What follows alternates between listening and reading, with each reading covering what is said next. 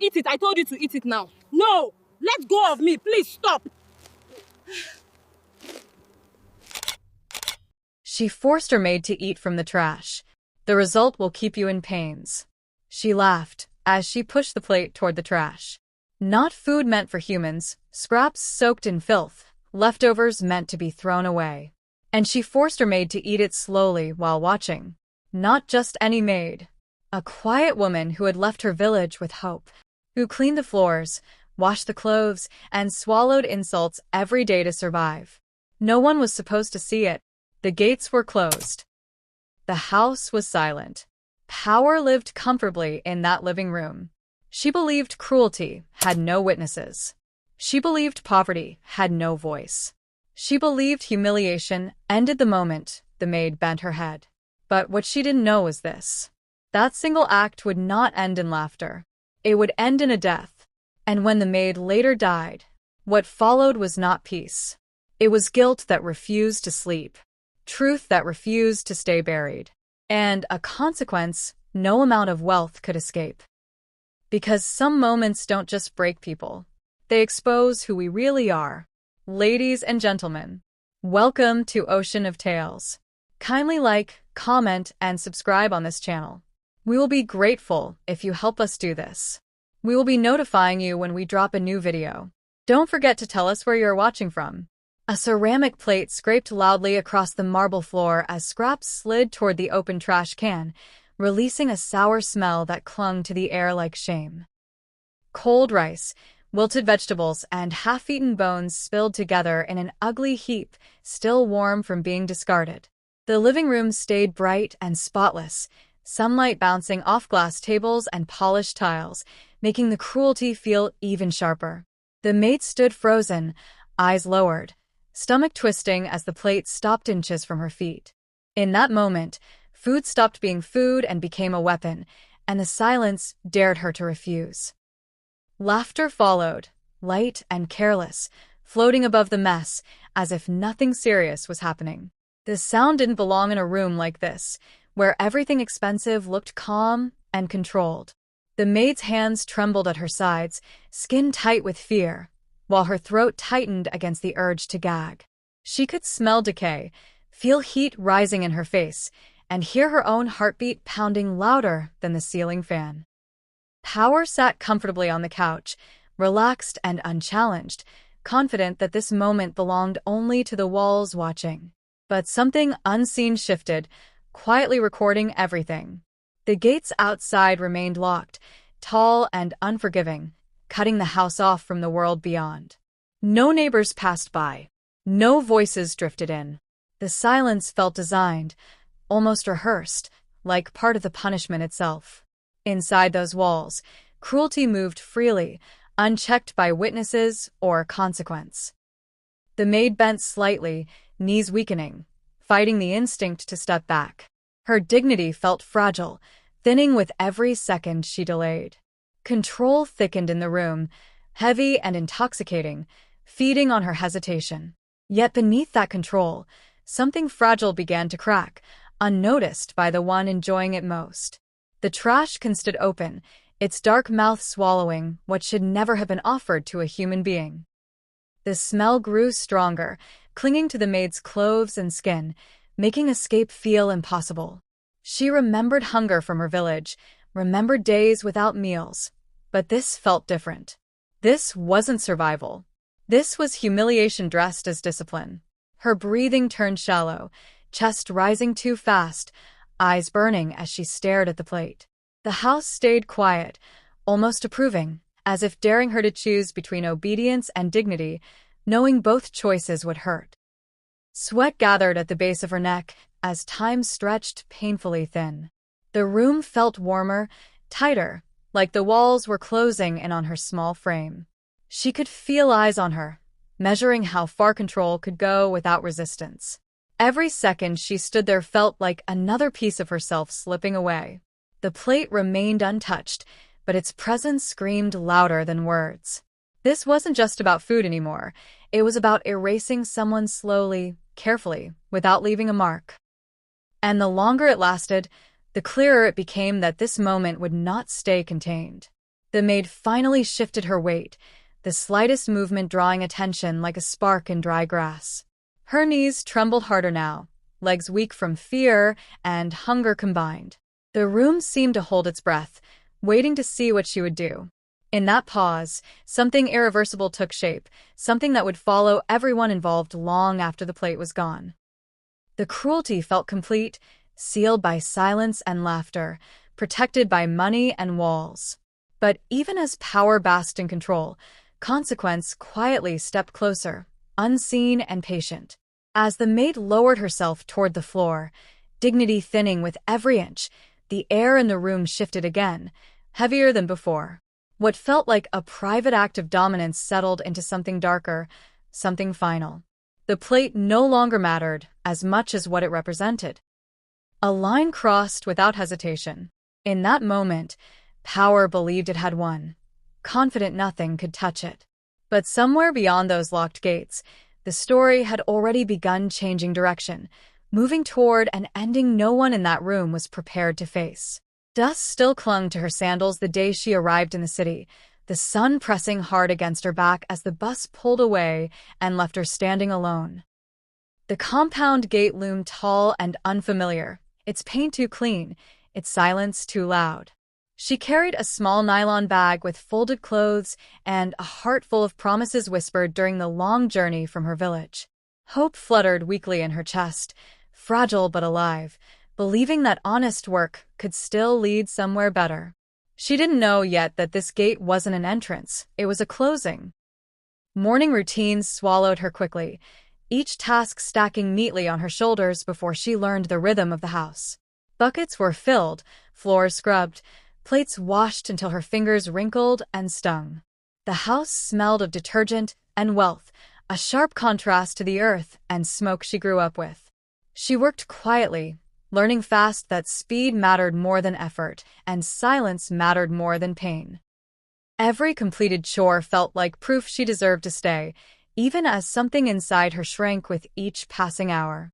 At night, exhaustion wrapped around her bones as she lay on a thin mattress, staring at a ceiling that didn't belong to her. Memories of home drifted in softly, her mother's tired smile, younger siblings waiting for school fees, promises she made before leaving. Each memory tightened her chest, reminding her why she stayed quiet during the day. Speaking up felt risky. Complaining felt dangerous. Silence became a shield she carried everywhere, thin but necessary, protecting her job even as it slowly erased her sense of self. Days blurred into weeks, and the house learned her presence without ever truly seeing her. Orders came without eye contact, corrections without patience, expectations without gratitude. She learned to move quickly and speak less, to keep her eyes down and her emotions buried. Hunger was familiar, but humiliation was new, sharper, harder to swallow. Still, she endured, telling herself this was temporary, that endurance would eventually be rewarded. That belief became her anchor, even as it pulled her deeper into a place where kindness never reached. Small warnings appeared early, though she didn't recognize them then. The way laughter sometimes followed her mistakes. The way rules changed without explanation. The way kindness was replaced with cold observation. Her stomach tightened more often now, not from hunger alone but from anticipation. Each day felt like walking on glass, careful and quiet, hoping not to trigger something unseen.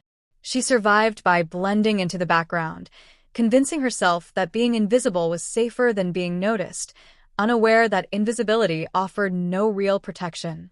Letters from home stopped coming, replaced by occasional phone calls filled with need and expectation. She sent what little she could, even when it meant skipping meals or pretending she wasn't tired.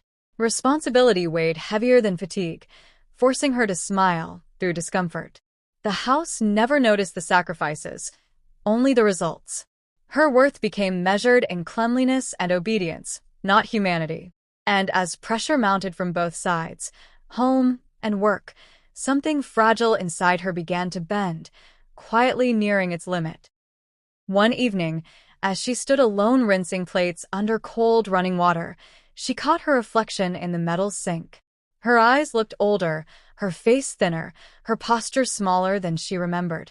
The girl who arrived with hope felt distant now, replaced by someone trained to endure without question. In that moment, she felt a strange heaviness settle in her chest, as if her body understood something her mind refused to accept. The silence she relied on had kept her employed, but it was also leading her somewhere she couldn't yet see. Sunlight spilled across the compound every morning, bouncing off polished tiles and glass railings like the house had nothing to hide.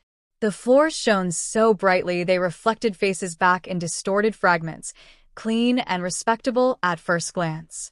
From the outside, the home looked like success made solid: tall walls, neat hedges, quiet confidence.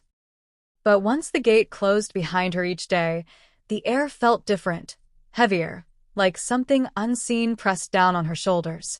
Respectability lived comfortably here, yet something rotten breathed just beneath the surface. The gate clicked shut with a final sound that echoed longer than it should have, sealing the world outside. Inside, the compound felt isolated, protected from noise, questions, and consequences. Neighbors passed by daily, admiring the structure without ever knowing what happened behind it. Privacy worked like a shield, thick and reliable, allowing power to stretch without resistance. The maid learned quickly that once the gate closed, the rules changed.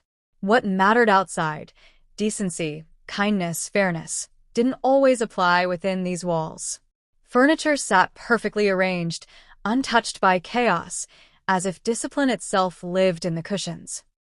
The air smelled faintly of air freshener and expensive polish, masking anything unpleasant. Every object had its place, and so did every person. The maid's footsteps grew lighter over time, her movements careful not to disturb the illusion of calm. Mistakes felt louder here, amplified by silence. The house didn't tolerate disorder, especially not from those meant to blend into the background. And slowly, the house began to feel less like shelter and more like a trap. Windows stayed closed even on warm days, sealing the interior away from the world. Curtains filtered sunlight just enough to soften everything, hiding sharp edges. From the inside, the outside looked distant and unreal, like freedom belonged to someone else. The maid sometimes paused mid-task, listening for voices beyond the walls, grounding herself in the reminder that life still existed elsewhere. But the sounds never came through clearly. The house swallowed them whole, reinforcing the feeling that what happened here would stay here, untouched by judgment. Rules emerged without warning, shifting like sand beneath her feet. What was acceptable one day became offensive the next. The maid adjusted constantly, learning to anticipate moods rather than instructions. Fear sharpened her instincts, teaching her to read footsteps, breathing, and tone. Control thrived in unpredictability, keeping her alert and obedient. Each day required emotional calculation, deciding when to move, when to pause, when to disappear. The walls seemed to watch, silently rewarding submission and punishing hesitation without ever speaking. Time behaved strangely inside the compound, stretching during moments of tension and disappearing during exhaustion. Days passed without markers, blending into one long test of endurance.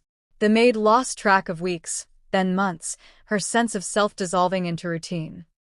The house remained unchanged, untouched by time or consequence, while she felt herself wearing thin.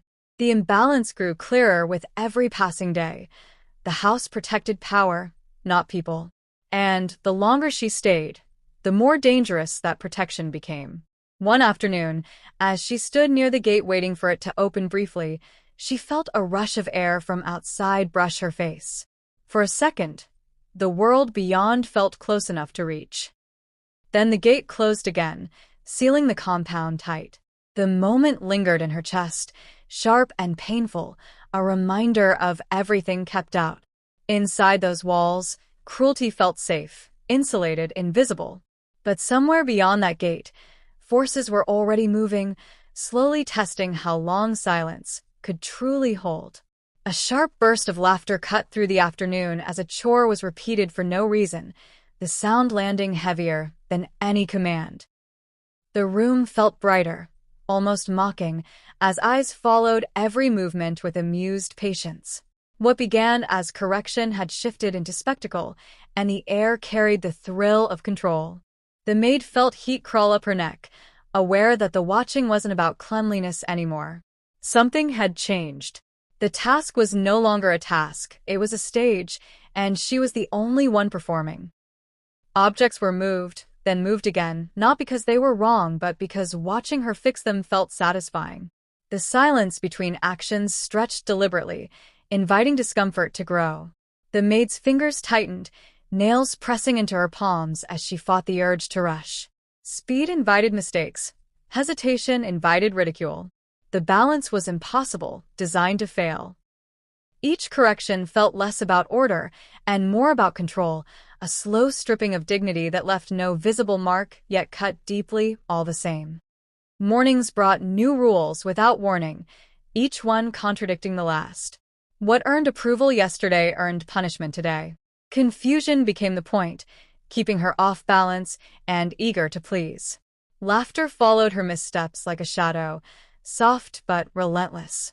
The house felt alive now, feeding on her unease.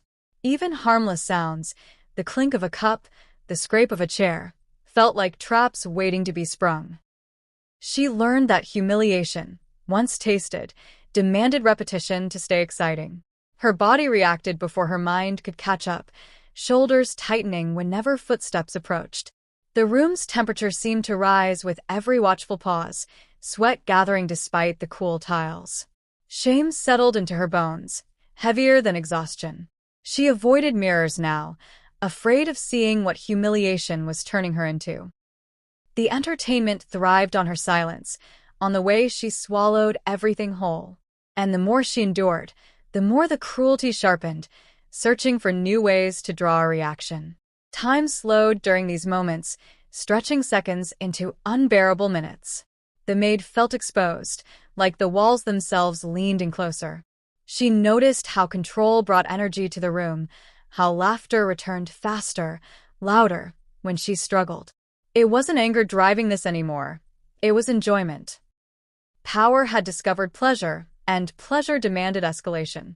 Each episode ended with her retreating inward, smaller than before, while the house returned to calm, satisfied and unchallenged. Her instincts screamed to leave, but fear held her feet in place. Leaving meant hunger. Leaving meant disappointment back home. Staying meant survival, even if survival now tasted like shame. She calculated every movement carefully, hoping to pass unnoticed. But invisibility no longer worked. The entertainment needed an audience, and she was the only option available. Each day became a rehearsal for something worse, though she couldn't yet see what shape it would take. That evening, as she cleaned in silence, the laughter echoed again, softer but sharper, lingering longer than usual. The maid felt a tightness in her chest that refused to ease, a warning she didn't yet understand. The cruelty had crossed from discipline into ritual, and rituals don't stop on their own. As calm returned to the house, the satisfaction in the air felt dangerous, like a storm that believes it has found its favorite path and plans to follow it to the end. A cup slipped from her fingers one quiet morning, hitting the floor with a sharp crack that echoed too loudly in the still house.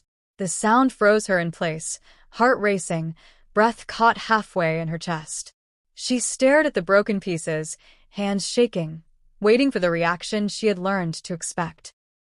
But what struck her hardest wasn't fear. It was the sudden realization that her strength felt thinner than before. Something inside her had shifted, loosening in a way she could not control.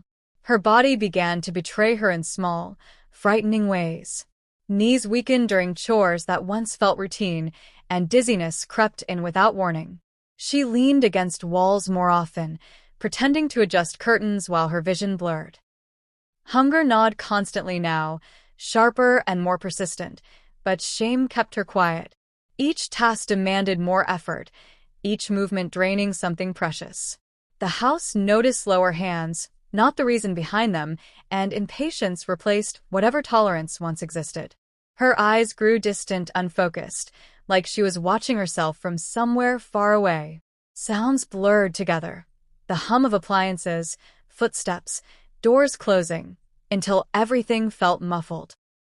She moved through the house on instinct alone, guided by habit rather than thought. Even humiliation lost its sharp edge, replaced by a numb heaviness that frightened her more than fear ever had. It felt like her spirit was pulling back, conserving what little energy remained, preparing for something her mind refused to name. Mistakes came easier now, small slips that once would have been avoided. A surface missed. A chore unfinished. Each error landed harder than the last, tightening the atmosphere around her. She felt watched constantly, measured against standards she could no longer meet. The house grew louder in its judgment, while her voice stayed locked inside. Her body sent warnings she didn't fully understand, but exhaustion drowned them out, convincing her that rest was a luxury she could not afford. At night, sleep stopped bringing relief. Her dreams filled with fragments, home, running water, open fields, cut short by jolts of waking fear. She woke sweating, heart pounding, unsure if the danger was real or remembered. Her chest ached in a way that felt deeper than muscle, heavier than fatigue. She pressed her palm there often, as if trying to hold herself together. Whatever had broken inside her was spreading quietly, changing everything while no one paid attention. The house carried on untouched, routines flowing smoothly around her visible struggle. No one asked questions. No one slowed down. Her suffering blended into the background, mistaken for weakness or defiance. She tried harder, pushing past limits her body set, believing effort could still fix everything. Each push cost her more than the last, draining something she could not replace. Survival demanded endurance, but endurance was running out faster than she expected. One afternoon, as she paused mid-step, the room tilted suddenly, forcing her to grab the wall for support. For a brief second, she thought she might fall. Fear flashed through her, sharp and cold, before she steadied herself. The moment passed, unnoticed by anyone else, but it left something heavy behind. She realized then that whatever was happening inside her wasn't temporary. It was building towards something final, something no amount of silence could stop. Heat crept under her skin one morning, thick and stubborn, as if the house itself had decided to burn her from the inside out. Sweat gathered despite the cool tiles, soaking her clothes while her hands shook around familiar tools. She swallowed hard, steadying herself against the counter, telling her body to cooperate just a little longer. The smell of cleaning chemicals mixed with the metallic taste at the back of her throat. She pushed forward anyway, afraid that slowing down would draw attention she could not afford. Weakness followed her through the day like a shadow, stretching longer with every step. Her legs felt hollow, unreliable, as though strength had quietly leaked out overnight. She moved carefully now, measuring each breath, each lift, each bend. The house noticed delays, not distress. What looked like sickness to her felt like inconvenience to everyone else. A tightness settled behind her eyes, pulsing steadily, reminding her that something was wrong. Still, she said nothing, hoping endurance could outrun whatever chased her. Warnings surfaced in small ways. Missteps, trembling fingers, moments of dizziness that forced her to pause. She blamed herself first, then hunger, then exhaustion. Old teachings from home whispered caution, urging rest, urging care. But the walls here did not listen to whispers. She drank water, wiped her face, and kept moving, afraid that asking for help would be mistaken for laziness. Each ignored sign pressed her further into danger, though the house carried on as if nothing had changed. By evening, chills replaced the heat, rattling through her bones despite the warmth outside. She wrapped her arms around herself, pretending to tidy shelves while her teeth clicked softly. Her reflection in the glass looked unfamiliar now, eyes dull, cheeks hollow, posture folded inward. She told herself it would pass, that tomorrow would feel different. The belief felt thin, stretched to its limit. Her body argued otherwise, sending sharper signals she struggled to interpret. Sleep offered no comfort that night. Fever dreams blurred into waking moments, leaving her disoriented and breathless. She woke repeatedly, unsure if the pain was real or imagined, pressing her face into the pillow to muffle the sound of her breathing. The room felt smaller, air heavier, as though even rest demanded effort. When morning came, it brought no relief. Only the same weakness, deeper now, more settled, refusing to be ignored any longer. The next day unfolded without pause or patience. Her slower movements drew attention, irritation tightening the atmosphere. Sickness was labeled attitude, fatigue mistaken for stubbornness. No one noticed the way her hands shook when she reached for objects, or how she leaned against walls when she thought no one was watching. Compassion never entered the room. Routine demanded obedience, not understanding. And each dismissal pushed her further away from help, closer to a point where effort would no longer matter. Late that afternoon, as she stood alone in the kitchen, a sudden wave of weakness forced her to sit on the floor, back pressed against cold cabinets. Her breathing came fast and shallow, chest aching with each inhale. For the first time, fear outweighed discipline. She realized then that her illness was no longer a passing discomfort. It was a warning screaming to be heard. But the house remained indifferent, and the cost of that indifference was about to become impossible to hide. Morning arrived quietly, the kind of quiet that felt wrong the moment it settled. The house woke to routine sounds, running water, distant traffic, but her corner remained still. No footsteps followed the usual path. No movement broke the air. The silence lingered longer than comfort allowed, stretching into something heavy. When the day pushed forward without her presence, unease crept in, slow and unwelcome. It felt like the house itself was holding its breath, waiting for someone to notice what had already changed. A door opened to reveal a body that did not respond, skin cool beneath the morning light. The air shifted instantly, sharp with shock and disbelief. What had been ignored for days now demanded attention all at once. Panic moved faster than compassion, scattering through the rooms as control slipped. The stillness felt louder than any scream, impossible to explain away. In that moment, denial cracked, and fear rushed in to fill the space it left behind. Attempts to restore order came quickly, clumsy and frantic. Movements felt rushed, careless, driven by urgency rather than concern. The house that once hid cruelty struggled to contain this new reality. Death refused to stay quiet, its presence undeniable and unmanageable. What was meant to remain private now felt exposed, vulnerable to questions no one was prepared to answer. The illusion of control trembled, weakened by the weight of a life lost. The body told a story words never could, thin limbs, sunken eyes, a stillness shaped by neglect. The signs that had been dismissed now stood impossible to ignore. Fear settled deep, colder than the tiled floor beneath. The moment carried a finality that stripped excuses bare. This was no longer about discipline or authority. This was consequence, standing silently in the room, demanding recognition.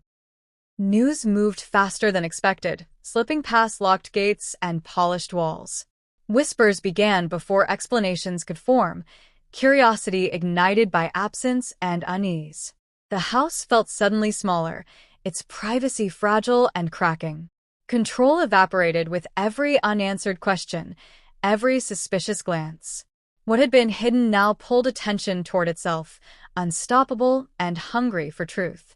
Attempts to reshape the narrative felt rushed, uncertain, lacking confidence. Each effort revealed more fear than clarity. The house that once felt untouchable now trembled under scrutiny, exposed by its own silence. Death had shifted the balance, turning secrecy into suspicion. The consequences that once felt distant now stood close enough to touch, pressing in from every side. As night fell, the house sat heavy and restless, shadows stretching longer than before. Sleep refused to settle, haunted by the image of stillness that could not be undone. The death had done what suffering never could. It demanded witnesses. And beyond those walls, Questions were already forming, gathering strength, ready to follow the truth wherever it led next. Movement returned to the street outside the compound, slow at first, then curious, as unfamiliar faces paused longer than usual near the gate. A hush settled over the neighborhood, the kind that comes before stories begin to spread. The absence of a familiar figure was noticed, then quietly discussed, then carefully repeated. Curiosity traveled faster than truth, slipping through cracks in fences and over walls meant to protect privacy. The house felt watched now, its silence louder than any explanation, and the shift in attention made control feel suddenly fragile. Questions gathered in corners and corridors beyond the compound, growing bolder with every retelling. Timelines didn't sit right. Small details felt off. The neat image the house projected began to blur at the edges, smudged by uncertainty. People leaned closer to each other, lowering voices while raising eyebrows, sensing that something important was missing. The story that once belonged to one house no longer stayed there, carried instead by human instinct to understand what doesn't make sense. The gate that once sealed everything and now seemed inadequate, opening and closing under heavier scrutiny. Familiar routines drew unfamiliar looks. Respect turned into restraint, admiration into suspicion. The house felt different under this new gaze, its confidence replaced by unease. Control relied on isolation, and isolation was slipping. Each whisper chipped away at certainty, reshaping the narrative piece by piece, even as the truth remained just out of reach. The community's memory began working overtime, replaying moments once dismissed as ordinary. A glance remembered. A pause reconsidered. A pattern slowly emerged where none had been acknowledged before. Silence, once powerful, started to look deliberate. And deliberate silence invites interpretation. The story bent, twisted, and reformed, no longer flattering or convenient. With every passing hour, it became harder to separate what was known from what was suspected. Attention brought pressure, and pressure revealed cracks. The house felt smaller now, corners sharper, rooms less forgiving. Fear crept into routines, disrupting the calm that once felt permanent. The idea that everything could be explained away weakened with each new question. Control demanded certainty, and certainty was gone. The narrative was slipping beyond reach, reshaped by voices that could not be silenced. What once passed unnoticed now stood out starkly. The absence, the timing, the quiet rush to normalize the unusual. Each attempt to restore calm only fueled more curiosity. The truth, still incomplete, pressed closer, driven by collective intuition. The community sensed imbalance, and imbalance demands correction. Even without proof, something felt wrong, and that feeling refused to fade. As night settled, whispers grew steadier, more confident, carried by shared concern rather than idle gossip. The story had changed direction, no longer controlled by those inside the house. Outside forces had taken hold, guiding it toward exposure. And as suspicion tightened its grip, the next stage became inevitable. Because once questions begin circulating, evidence is never far behind. Footsteps returned to the compound with a different weight, slower and more deliberate, as attention shifted from rumor to inspection. Surfaces that once looked perfect now felt staged, too careful, too intentional. The air inside the house changed again, tense and alert, as if every object feared being touched. What once passed for order began to resemble concealment. The walls, polished and quiet, no longer felt protective. They felt like witnesses forced to stand still, holding secrets that were starting to leak through the smallest cracks. Details emerged in pieces, scattered and inconvenient. The maid's physical state raised questions that could not be brushed aside with routine explanations. Marks of neglect spoke louder than any excuse, telling a story time had preserved too well. Each observation tightened the room, drawing invisible lines between what was claimed and what was seen. The house felt exposed now, stripped of its comforting illusion. Control depended on uncertainty, and uncertainty was dissolving fast. Memory joined the investigation, pulling moments from the past into the present light. Inconsistencies surfaced where confidence once lived. Timelines shifted under scrutiny, refusing to stay aligned. The careful narrative began collapsing inward, folding under its own weight. Fear crept into every corner, thick and unmistakable, replacing certainty with doubt. What had been hidden in plain sight now demanded acknowledgement, and denial felt thinner with each passing second. The environment itself betrayed the truth: cleanliness too precise, routines too rigid, explanations too rehearsed. The house seemed to resist inspection, holding its breath as if pressure alone could preserve the lie. But evidence does not need permission. It gathers quietly, patiently, until it can no longer be ignored. The illusion of control cracked further, its pieces sharp and dangerous, cutting into the confidence that once felt untouchable. Attempts to redirect attention only sharpened focus. Every effort to appear calm felt forced, unnatural. The silence that once protected now raised alarms. Even neutral spaces felt charged, heavy with implication. Truth moved closer, step by step, fueled by logic rather than emotion. What began as suspicion hardened into certainty, leaving little room for escape. The story was no longer about what might have happened. It was about what could be proven. Fear shifted from distant possibility to immediate presence, settling deep in the chest. The realization arrived slowly, but firmly. This could not be erased. No amount of cleaning, planning, or pretending could undo what had already surfaced. Consequences felt close enough to touch now, their shape becoming clearer with every detail revealed. The balance tipped decisively, leaving power scrambling to adjust to a reality it no longer controlled. As the day ended, the house stood quieter than ever, stripped of confidence and certainty. Evidence had done what whispers could not. It anchored suspicion to fact. The truth was no longer abstract. It was forming structure and weight. And as night settled in, one thing became unavoidable. The next stage would not be negotiated, softened, or delayed, because once proof speaks, judgment is never far behind. Confidence drained from the house like color from fabric left too long in the sun. Movement slowed, no longer sharp or commanding, but cautious and measured. The rooms that once echoed with certainty now felt unfamiliar, almost hostile. Every sound carried weight, every pause felt suspicious. Power, once effortless, began to wobble under pressure it had never learned to handle. The shift was subtle at first, but unmistakable, the kind of change that announces the end of control before anyone is ready to admit it. Wealth stopped working the way it used to. Doors still opened, but not with the same ease. Respect lingered, but it felt thin, conditional. Eyes that once looked away now lingered too long, searching for answers. The house felt exposed, stripped of the comfort that money once provided. Security became uncertainty, and certainty dissolved into anxiety. Control required confidence, and confidence had quietly packed its bags. Fear crept in where authority once stood, rearranging priorities overnight.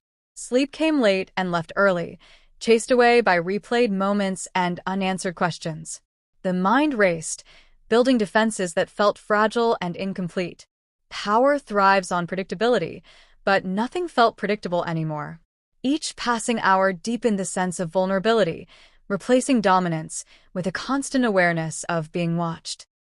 The house reacted to this shift instinctively, tightening routines and limiting exposure. Calm felt forced, rehearsed, unnatural. Small disruptions caused outsized reactions, betraying how fragile everything had become. The illusion of control required effort now, constant and exhausting. Even silence felt loud, heavy with everything it tried to hide. Fear settled in like an unwelcome guest who refused to leave. Every knock, every call, every unexpected sound sent a jolt through the system. The confidence that once filled the space had turned inward, folding into self-preservation. Power that once demanded obedience now sought protection. The reversal felt sudden but inevitable, like gravity finally doing its job. What was once untouchable now felt dangerously close to collapse. Reputation, once carefully curated, began to fray at the edges. Control over perception slipped away, replaced by uncertainty and restraint. The house could no longer dictate how the story was told. Others had taken hold of the narrative, shaping it with facts and suspicion rather than authority. Power discovered its greatest weakness. It depended entirely on silence, and silence was gone. As night fell, fear filled the spaces where confidence used to live, heavy and persistent.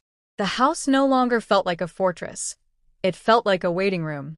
Power had lost its footing, and fear had taken its place, guiding every thought and movement. And as that fear settled deeper, one truth became clear. The punishment ahead would not just be public, it would be personal. Darkness settled over the house with an unfamiliar weight, pressing down harder than the silence ever had. Light stayed on longer than usual, as if brightness could keep something away. Sleep refused to come easily, chased off by thoughts that replayed themselves without mercy. The rooms felt crowded now, filled with memories instead of control. Every corner seemed to hold a reminder of what had happened, and night no longer brought rest. It brought reckoning. Memories returned uninvited, sharper than expected, replaying moments that once felt insignificant. The sound of laughter echoed differently now, stripped of pleasure and thick with accusation. Small actions resurfaced with uncomfortable clarity, demanding answers that could no longer be ignored. Guilt slipped in quietly, settling deep and refusing to leave. What once felt justified now looked cruel under the harsh light of reflection, and that realization cut deeper than any external punishment. Sleep came in fragments, broken by sudden waking and racing thoughts. The mind wandered through what-ifs and almosts, building scenarios where things might have turned out differently. Each imagined alternative ended the same way, with regret arriving too late to change anything. The house stayed still, but the mind remained restless, pacing endlessly through the past. Guilt tightened its grip, growing stronger with every attempt to push it away. The quiet hours magnified everything. Sounds felt louder, shadows stretched longer, and the absence left behind became impossible to ignore. The power that once felt intoxicating now tasted bitter, hollow. Control offered no comfort anymore, only reminders of responsibility. Guilt worked patiently, stripping away excuses one by one, leaving nothing behind but raw awareness. No authority could silence it, no routine could distract from it. Daylight offered little relief, only postponing the inevitable return of night. The weight followed everywhere, pressing against thoughts and actions alike. Public composure hid private unraveling, but cracks widened with every hour. Guilt transformed into a constant presence, shaping decisions and reactions without permission. What had been avoided for so long now demanded attention, relentless and consuming. Apologies formed silently, never spoken, hovering uselessly in the mind. Even if voiced, they would arrive too late, landing where no forgiveness could reach. The realization deepened the ache, sharpening the punishment. Redemption felt distant, abstract, unreachable. Guilt did not seek resolution, it sought acknowledgement. And acknowledgement came with a cost that could not be negotiated away. As night returned once more, the house fell quiet again, but the quiet no longer felt protective. Guilt settled in fully now, no longer a visitor but a permanent resident. It lingered in every room, every thought, every breath taken in the dark. The punishment had begun long before any verdict, unfolding privately and relentlessly.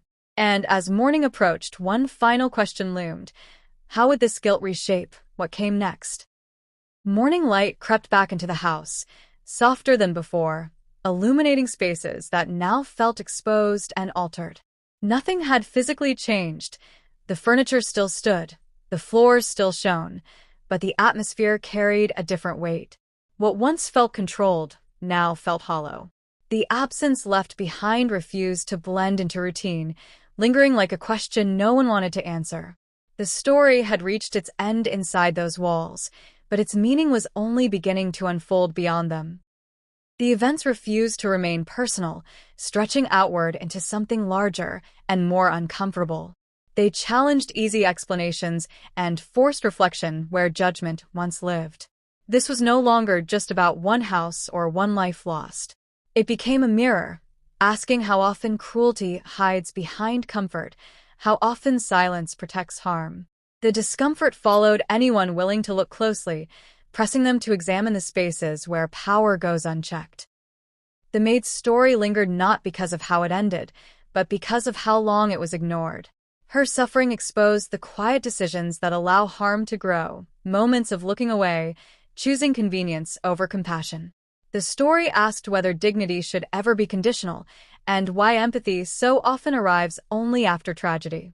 These questions settled heavily, refusing to fade with time. Attention turned inward, forcing reflection on everyday interactions that seem harmless until they aren't. The line between authority and abuse revealed itself as thin and fragile.